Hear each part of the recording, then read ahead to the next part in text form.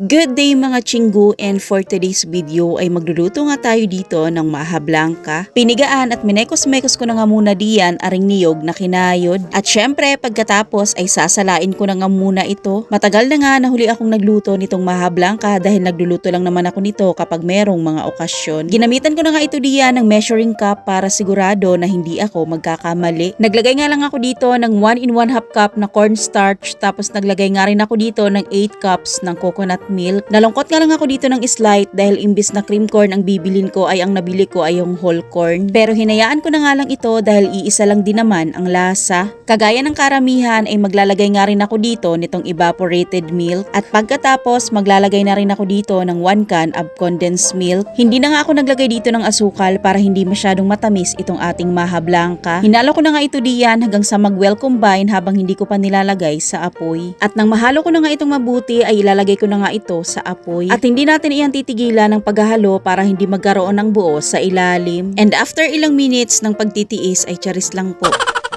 After ilang minutes ay ito na nga ang kanyang consistency. Hindi ko nga ito tinigilan ng paghahalo kaya naman hindi ito nagkaroon ng mga buo-buo. Mas lalong mabango sana ito kung nilagyan ko ng vanilla essence kaso wala nga akong available kaya hindi ako nakapaglagay. Hindi ko na nga nakuhana ng video kanina pero naglagay nga ako ng kaunting pinch ng asin. Mas okay daw na nilalagyan ng kahit kaunting asin para kahit papano ay mas lumabas ang kanyang sarap or ang kanyang flavor. Pero hindi ko nga ito idea at napanood ko nga rin lang ito. At nang maluto na nga ito ay inilagay ko na nga ito sa isang lagayan. Kahit anong lagayan pa ang gusto mo ay pwedeng-pwede naman. Pero para sa akin, mas okay talaga na nasa bilao nga siya para isipin ng iba na order nga ito.